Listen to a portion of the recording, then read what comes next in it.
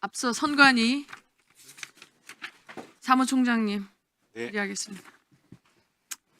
앞서 질의한 이후에 연결해서 아까 백혜련 의원님도 말씀하셨고 민홍실 의원님도 말씀하셨습니다. 부정선거.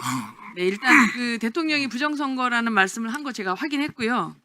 자, 이와 같은 부정선거를 언급한 것이 그럼 과연 최근에 극우 유튜버 또는 이거를 본 대통령만의 주장인가를 보면은 자, PPT를 한번 보겠습니다. 2017년 1월에 성남시장이었던 현재 이재명 대표가 18대 대선에 대해서 3.15 부정선거를 능가하는 부정선거라고 주장했습니다. 저기 보면은 많은 국민이 전산개표 부정의심을 하고 있고 그 의심을 정당화할 근거들이 드러나고 있다. 그리고 개표 부정을 밝히고 투표소 투개표를 위해 투쟁하는 많은 분들을 응원한다라는 이런 얘기를 했습니다. 자, 그렇지만 선거는 민주주의 근간이고 여기서 제가 부정선거를 주장하면 그동안에 이루어졌던 많은 총선과 대선 자체를 부정하는 것이기 때문에 제가 여기서 근본적으로 부정선거가 있었다라고 단언하는 것은 아닙니다. 그러나 앞서 말씀드린 것처럼 국정원과 3개 기관이 합동조사를 해서 선관위가 다 동의하지는 않는다고 하지만 일부 의혹이 확인됐고 그 취약성이 있는 건 사실 아닙니까? 그 건에 대해서는 이렇게 말씀드리도록 하겠습니다. 윤 대통령께서 내부 속마음을 밝히지 않고 아까도 말씀드렸다시피 이번 사태가 이르기까지 직접 부정선거에 대한 부분을 명시적으로 언급한 적은 없는 것으로 알고 있습니다. 그런데 21대 국선과 대선을 치르는 과정에서 부정선거의 주장들이 확대됐고 그런 과정에서 선관위가 가족채용비리라는 그런 사태에 휘말리다 보니까 이 선거관리위원회의 신뢰감이 극히 상실되어 있는 상태였습니다. 그런 상황에서 22대 국선을 과연 제대로 치르겠느냐는 그런 위기심 때문에 제가 2023년 7월 달에 들어왔고요. 그러다 보니까 실제적으로는 보안감사를 그러니까 국정원에서 하는 보안감사를 받을 대상은 아니지만 차제에 국민들의 의혹을 불식시키기 위해서는 보안 컬스팅이라는 명목을 가지고라도 우리 보안 시스템에 대한 부분을 검증하는 게 낫겠다고 싶어서 응한 것이기 됩니다. 네, 알겠습니다. 예. 그래서 근데 제가 말씀드리고 싶은 것은 잠깐만요. 제가 말씀드리고 나중에 답을 드릴 시간을 드릴게요. 예. 자, 그래서 그와 같이 노력을 하셔서 선관위 홈페이지 보면은 근거 없는 부정선거 주장 전혀 사실이 아니다. 이와 같이 띄우셨습니다. 얼마나 답답하면 이렇게 띄우셨는지 저 이해합니다. 자, 그런데 지금 이렇게 일부 대통령도 오늘 말씀하셨고 일부 주장이 계속 부정선거에 대한 내용이 비등하고 있는 것은 제가 말하는 건 앞서 말한 노력에도 불구하고 일부 국정원에서 컨설팅 받은 결과에 대한 것들이 오픈되고 하면서 부정선거 의혹이 증폭되고 있는 건 사실이지 않습니까?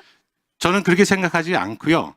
그게 10월 달에 국정원이 점검 결과를 발표한 다음에 문제는 그냥 있었던 것이 아니라 후속 조치가 들어갑니다.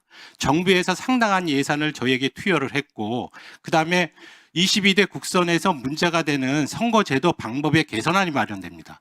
그래서 최종적으로 국정원에서 지적을 했던 보안 미흡사항에 대해서는 1차 점검과 2차 점검을 통해서 아까 점수 말씀하셨는데 33.5에서 70점 가깝게 보안 점수를 향상시킨 상태에서 22대 국선이 치러졌고 그 이후에 결과 자체에 대한 평가는 있겠지만 상당히 저희들 입장에서는 부정선거론자들의 주장이 잘 대응했다고 생각을 하고 있었습니다. 사실. 네. 자, 그렇다면 그렇게 취약점이 있었던 것을 보완하셨는데 왜 지난해 12월 13일 행안위 현안 질의에서 이렇게 보완했으면 선관위 서버를 외부에 완전히 오픈하라는 게 아니라 일부 그거를 관리할 수 있는 기관에 의해서 공개하라고 했더니 사무총장께서 뭐라고 대답했냐면 서버에 공개할 수 없는 국가기밀이 담겨있기 때문에 공개할 수 없다라고 했는데 그렇게 보완하신 내용이면 오픈을 해서 대통령도 계엄의 이유로 취약성을 얘기하고 국민들이 그렇게 부정선거를 얘기하면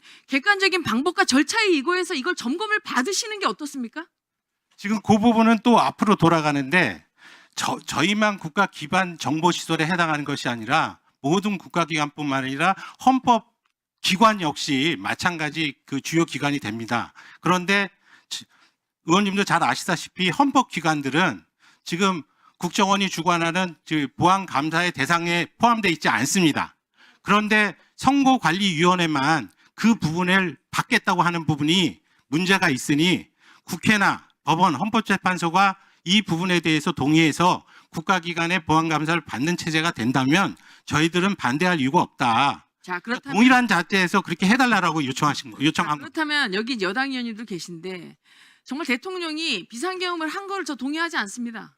근데 그 이유가 시스템에 취약해서 부정선거 의혹이 있고 국민들이 너무나 많은 사람들이 부정선거 있다면 국민의 그 정말 여론이 이렇게 비등하면은 국민의 화합 측면에서도 굉장히 나쁘고 공정성이라는 부분에서 의혹이 있다면 야당 의원님들이 저희 해서 지금 현재 서버를 정말 저희가 중립적인 어떤 기관에서 확실하게 확인해서 점검해서 제기된 의혹을 제거하는 거 동의하십니까? 예, 지금 아까 제가 말씀을 드렸었는데요. 네. 지금 서버에 대한 부분이고 부정선거 주장에 대한 부분은 서버 조작만 가지고 끝나지 않는다는 부분과 가지고도 다 말씀을 드렸습니다. 그럼에도 불구하고 일부 국민들께서 믿지 않는다. 서버를 그럼 까봐라라는 말씀을 하신다고 알고 있기 때문에 그런데 지금 아까 말씀드린 대로 우리가 안 하는 게 아니라 우리 주요 기반 시설의 정보 그 부분은 비공개 대상으로 돼 있습니다. 그래서 외부에 공개하는 경우에는 처벌을 받게 돼 있어요. 그러니까 정상적인 절차에 의하지 않으면 공개를 할 수 없기 때문에 법상의 정상적인 절차, 지금 저희들이 생각하고 있는 것은 헌법재판소나 법원이 우리 서버에 대한 부분 때문에 검증을 하시겠다고 하면 검증 절차에 응할 것이고요. 그 다음에 이건 개헌과 관련한 형사 사건 수사 과정에서 이 서버에 진짜 이 부분을 보시겠다라고 한다면 압수수색 영장 발부하라는 겁니다. 그러면 거기에 따라서 저희들은 적극적으로 응할 의사가 있다는 뜻입니다. 다만 이렇게 될 때 우리 의원님께서 제가 부탁드리고 싶은 말씀은 이 보안 시스템의 중요성은 단순히 선거 조작이 가능해서 선거 결과를 뒤집는 데 있는 것이 아니고 제 생각은 이 보안 시스템이 침해를 당해서 해킹을 당해서 결과가 조작되는 그런 경우는 반드시 발생을 하는데 그렇다 하다 보니까 부정선거는 성공할 수는 없지만 선거 자체가 불능이 됩니다. 따라서 막대한 사회적인 혼란이 올 것이고요. 거기에 대한 책임은 선거관리를 잘못한 저희 선거관리위원회가 책임을 져야 되는 구조입니다. 그래서 만약 저희가 가지고 있는 서버에 대한 소스 코드나 구조도 이런 것들이 전부 노출되는 상황이 벌어진다면 즉각적으로 막대한 예산을 투입해서라도 그리고 상당한 기간을 가지고 서버 재구축이 필요하다는 말씀을 드리는 겁니다. 자, 그러면 지금부터 잠시만 주목해 주시기 바랍니다. 제가 구독자분들을 위해서 선물 하나를 준비했는데요. 제가 항상 여러분들께 드리는 말씀이 있습니다. 뉴스만 평소에 잘 챙겨보셔도 돈이 되고 돈을 벌 수 있다라고 말씀을 드렸는데요. 여러분들은 여기 보시는 삼성전자 뉴스를 보고 어떤 생각이 드세요? 아니면 정치인들의 뉴스, 날씨 뉴스를 보고는 어떤 생각이 드시나요? 그냥 뉴스만 보고 끝내는지 아니면 이 뉴스를 어떻게 이용할 수 있는지 이 부분을 고민하고 계시는지를 되물어보고 싶습니다. 그 이유가 뭐냐 하면 제가 지난번에 여러분들께 뭐라고 말씀을 드렸었죠? 지금은 반도체 섹터를 눈여겨보셔야 한다고 말씀드렸습니다. 그리고 나서 이런 썸네일들 뉴스를 통해서 많이 보셨을 겁니다. 반도체 내용이 이슈가 됐을 때 부자들은 어떻게 생각한다? 반도체 관련주들은 뭐가 있는지, 어떤 종목이 가장 좋은지, 어디에 투자해야 돈이 몰리는지 자연스럽게 생각한다고 제가 말씀을 드렸죠.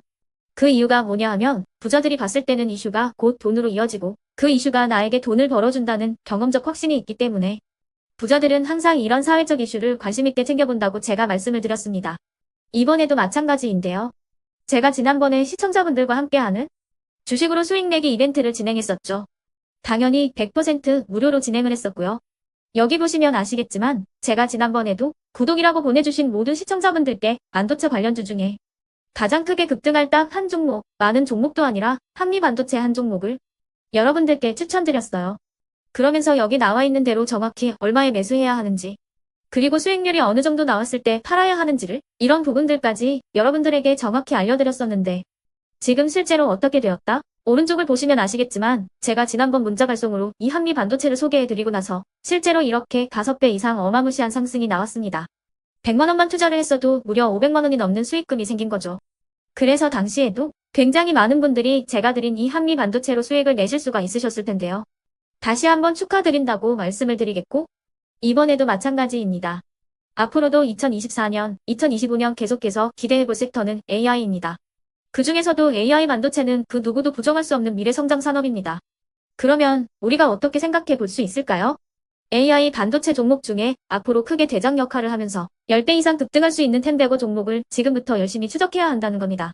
큰 돈을 투자하지 않더라도 월급의 일부분 아주 소액이라도 이 종목을 모아가야 수백 %의 수익률을 손에 쥘 수 있는 것이죠. 지금 여러분이 보고 계시는 이 유튜브 또한 AI 반도체와 아주 밀접한 연관이 있고 반도체야말로 대한민국의 핵심 산업으로 앞으로 더더욱 시장은 성장할 수밖에 없습니다. 그렇기 때문에 제가 이번에도 뭘 보내드리고 있냐면 지난번과 똑같이 구독이라는 문자를 보내주시면 제가 AI 반도체 관련주 중에 앞으로 대장주 역할을 하면서 주가가 가장 크게 급등할 한 종목을 여러분들께 문자 발송으로 종목명과 사고 파는 시점을 모두 알려드릴 건데요. 그 문자를 받고 여러분들이 주식으로 돈 버는 연습을 한번 해보셨으면 좋겠고요. 혹시라도 나는 주식을 하지 않는다 하시는 분들은 주변에 주식하시는 지인분들에게 말씀을 해주셔도 되고요. 아니면 연세가 있으셔서 투자가 어렵다 하시는 분들은 이 종목을 자녀분들에게 한번 사봐라. 이걸로 한번 수익을 내봐라. 이렇게 조언을 해주실 수도 있는 거겠죠. 그래서 지금 이 영상을 보시는 시청자분들 중에 나도 이번 종목이 좀 궁금하다 하시는 분들은요. 누구나 상관없이 그리고 어느 시간대나 상관없이 부담없이 010-2514-5930번으로 구독이라는 문자 보내주시면 제가 이번에도 똑같이 무료 추천 급등주 문자를 보내드리겠습니다. 이해되시겠죠? 제 번호 010-2514-5930번으로 구독이라는 문자 보내주시면 여러분들이 직접 이슈를 통해서 돈 버는 연습을 해보실 수가 있는 거고 제가 돈을 받는 것도 아니고 투자를 대신해 드리는 것도 아니기 때문에 부담 없이 신청해 주시면 되는 겁니다. 그리고 수익이 나면 저는 다른 것은 하나도 바라지 않습니다. 제 채널에 구독, 좋아요 한 번씩만 눌러주시라 이렇게 다시 한번 말씀을 드리겠습니다.